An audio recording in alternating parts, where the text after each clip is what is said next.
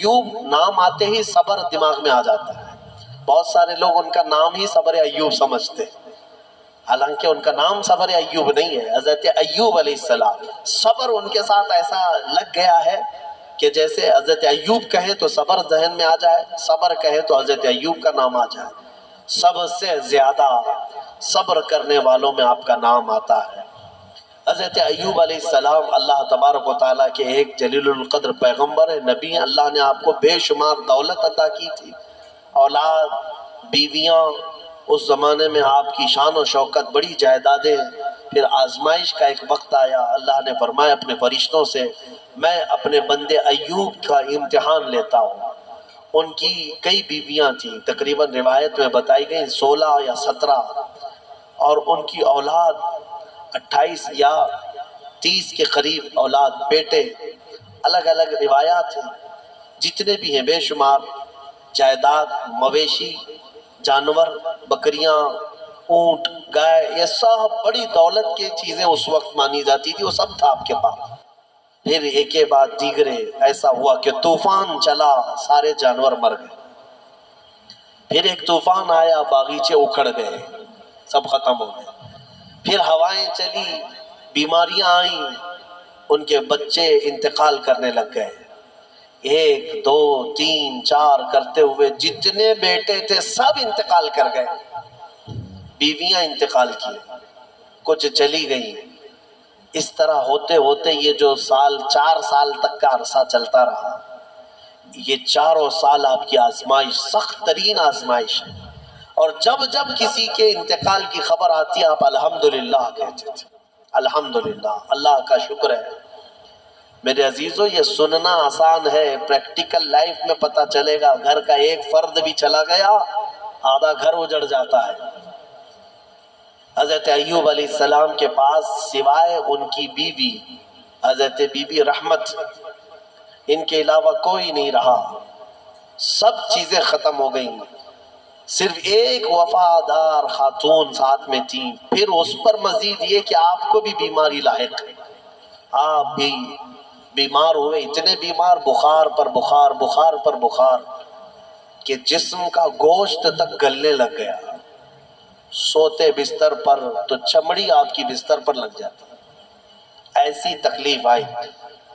اور ان حالات میں ایک وقت ایسا بھی آیا کہ آپ کی زبان کٹ گئی، زبان کے اندر دراڑیں پڑ گئی. لاسٹ چیز تھی، زبان سے ذکر الہی کرتے تھے، باقی سب چیزیں کمزور ہو گئی تھی. تب حضرت ایوب علیہ السلام رو پڑے اللہ کی بارگاہ میں. یوں عرض کیا، رب انی مسنی الضر وانت ارحم الراحمین. اے میرے مولا، تکلیف مجھے پہنچی ہے لیکن تو سب سے زیادہ رحم کرنے والا ہے. یہ نہیں کہ مجھے کو کیوں، یہاں اتنے گناہ کر کے بیٹھے ہوئے ہیں اور بستر میں جا کر پھر بولتے ہیں اللہ مجھے کو کیوں کر رہا ہے. تیرے گناہوں کی وجہ سے اگر اللہ تعالیٰ دینے پر آئے کب کے مر جانا چاہیے تھا. اس رحمان نے تو بہت رحم کیا ہے. پھر لوگ یہ کہتے ہیں میرے ہی ساتھ ایسا کیوں ہو رہا ہے، مجھے کو ایسا کیوں ہو رہا ہے، میں نے کس کے ساتھ کیا کیا ہے. تم نے سب سے بڑا دھوکہ تو اللہ ہی کے ساتھ کیا ہے، اس کی پوری عبادتیں ہی نہیں کی. دوسروں کی بات میں چھوڑو، جس کی عبادت کے لیے آئے تھے وہی کمپلیٹ نہیں کیا اور پھر پوچھتے ہو میں نے کیا کیا ہے. اگر اللہ تبارک و تعالی عدل کرے، ایک نماز کے بدلے ایک ہاتھ چلا جائے تمہارا تو بچے گا کیا. جتنی نمازیں چھوڑے ہو، جتنے روزے چھوڑے ہو، جتنی زکوٰۃ دبائے ہو، کئی لوگوں کے کیا کیا فرائض باقی ہیں، ان سب کی پاداش میں اگر ہر چیز تمہاری ایک ایک نعمت چھین لی جائے تو جسم میں بچے گا کیا، کچھ نہیں بچے گا. حضرت ایوب علیہ السلام نے یہ نہیں کہا کہ میرے ہی ساتھ کیوں، نہیں، بلکہ مولا ہاں تکلیف پہنچی اس زبان کو جس سے میں تیرا ذکر کرتا، لیکن تو سب سے زیادہ رحم کرنے والا ہے. یہاں تک ہے. اب مسئلہ یہ ہے کہ حضرت بی بی رحمت جو ہے یہ ایک دن بازار گئی، وہاں شیطان جو ہے ایک حکیم کی شکل میں، ڈاکٹر کی شکل میں دوائیاں بیچ رہا تھا اور بلا رہا تھا کہ میرے پاس ہر مرض کا علاج ہے. خاتون تھی، دوڑی دوڑی چلی گئی اور اپنے شوہر کی بیماری بتائی کہ میرے شوہر ایسے ایسے بیمار ہیں، کیا علاج ہوگا. ابلیس تھا، شیطان تھا، وہ داؤ عورتوں پر جلدی چلاتا ہے اور عورتیں جلدی شیطان کے چکر میں پھنستی بھی ہیں۔ تو ابلیس نے کہا کہ چٹکی بھر میں تیرے شوہر کو صحیح کر دوں گا، وہ تو میرے بہت آسان کام ہے میرے لیے۔ کہا کہ اجرت کیا لوگے؟ اس نے کہا کہ کچھ نہیں، تیرے شوہر سے کہہ دینا صحیح ہونے کے بعد صرف میرے بارے میں اتنا کہہ دے کہ شفا دینے والا تو ہی ہے، یا میرے لیے ایک سجدہ کر لے، بس اتنا ہی ہے، میں اور اجرت نہیں چاہتا۔ وہ خوشی خوشی دوڑی دوڑی آئی، کیونکہ شوہر سے بڑی محبت رکھتی تھی۔ اس وقت اگر کوئی عورت قائم رہی ہے اپنے شوہر کے ساتھ تو کمال کی بات ہے، یہ دنیاوی محبت نہیں کہ ذرا برابر عیب لگا تو چھوڑ کر کے بھاگ گئے، شوہر ادھر بھاگ گیا، عورت ادھر بھاگ گئی۔ وہ وفا شعار خاتون تھی جن کی روحوں کا کی محبت تھی، وہ جمی رہی، آئی اپنے شوہر ایوب علیہ السلام سے کہا آج تمہاری علاج کا ٹھکانہ مل گیا، ایک حکیم ملا ہے مفت میں علاج کرے گا۔ کہا ایسے کیسے؟ کہا بس آپ صحیح ہونے کے بعد اس کو شافی کہہ دیں یا سجدہ کر لیں۔ ایوب علیہ السلام جلال میں آ گئے، کہا تو ابلیس کے پاس گئی تھی، وہ شیطان مردود لعین ہے، اگر اللہ نے مجھے صحت دے دی تو میں صحیح ہونے کے بعد 100 کوڑے تجھے ماروں گا، تو گئی کیسے وہاں پر؟ یہ نبیوں کے ایمان کی بات ہے، استقامت کی۔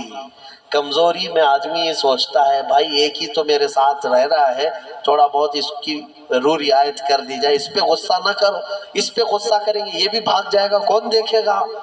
نہیں، وہ نبیوں کا ایمان استقامت ہے۔ اس بیماری کے عالم میں بھی قسم کھا لیا ایوب علیہ السلام نے، اللہ کی قسم اگر میں صحیح ہو گیا تو 100 کوڑے تجھے ماروں گا۔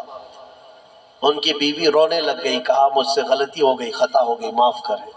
یہی وہ آخری وقت ہے جب ان کی زبان پر یہ جملہ آیا، اے اللہ تو ارحم الراحمین ہے، تو ارحم الراحمین ہے۔ اللہ تعالیٰ فرماتا ہے فاستجبنا لہ، اسی وقت ہم نے ان کی زبان کو قبول کر لیا، اور پھر اللہ تعالیٰ نے وہی بھیجے، کیا کہہ کر کے؟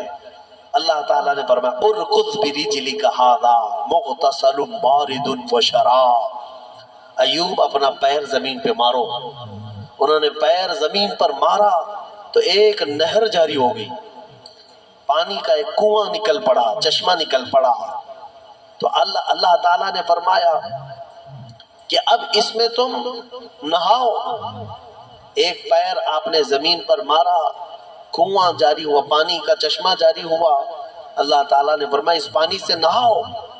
نہائے، نہا کر کے جیسے ہی نکلے پورا جسم صحیح سلامت، کوئی بیماری نہیں، ساری بیماری۔ وہ شافی مطلق ہے، بیماریاں جب دیتا ہے تو شفا بھی اسی کے دست قدرت میں ہے، بڑی بڑی بیماریاں کافور ہو جائیں گی، صحیح ہو گئے۔ اب پھر اللہ تعالیٰ نے فرمایا دوسرا پیر زمین پہ مارو۔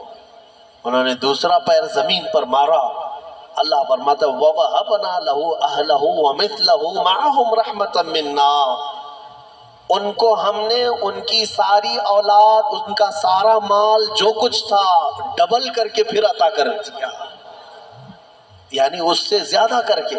ان کے بیٹے بھی زندہ کر دیے گئے، ان کے اہل و عیال، ان کے باغیچے، ان کے مویشی جانور جتنے تھے اس کا دگنا کر کے اللہ ان کو عطا کر دیا۔ یہ امتحان کی گھڑی تھی، اس سے نکل گئے ایوب علیہ السلام۔ یہ سب آنے کے بعد پھر کہتے ہیں الحمدللہ، تمام تعریفیں اس اللہ کے لیے ہیں۔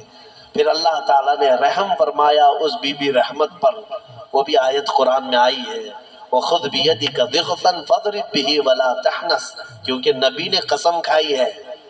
ہاں، قسم جو ہے معمولی چیز نہیں ہے، تم صبح سے شام تک 100 قسمیں کھاتے رہتے ہو، ماں کی قسم، باپ کی قسم، ہاں خدا کی قسم، قرآن کی قسم، گلہ پکڑ پکڑ کر کے قسم، یہ کیا قسم ہے؟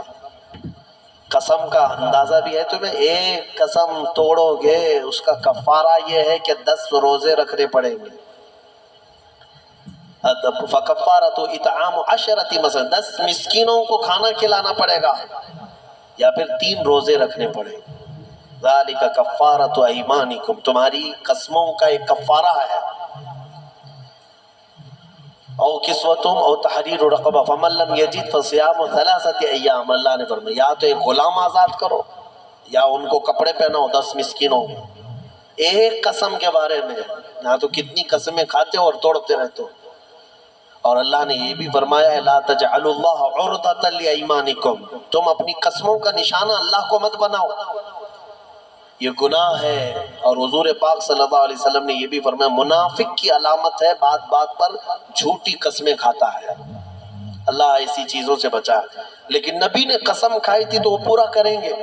100 کوڑے مارنے کے لیے بیٹھ گئے اپنی بیوی کو کہ تو گئی تھی ابلیس کے پاس، میں قسم کھا لیا تھا میں اپنی قسم پوری کروں گا، مولا رحیم ہے۔ نبی کی خدمت پر جو تھی اس کو کیا اللہ تعالیٰ عتاب میں رکھے گا؟ جو نبی کی خدمت میں تھی اس خاتون پر اللہ نے رحم نازل کر کے جبرائیل امین کو بھیجا اور فرمایا کہ ایک ایسی جھاڑو لے جاؤ جس میں 100 کاڑیاں ہوں، ایک جھاڑو جس میں 100 کاڑیاں ہیں۔ جبرائیل امین نے لا کر حضرت ایوب کو دیا کہ اس 100 کاڑیوں والی جھاڑو سے ایک بار اپنی بیوی کو مارو، آپ کی قسم پوری ہو گئی۔ اللہ نے قسم پوری فرما دیا آپ کی، یہ قبول ہو گئی۔ عزیزان گرامی، ان تمام چیزوں میں بہت ساری چیزیں عبرت ہیں ہمارے لیے۔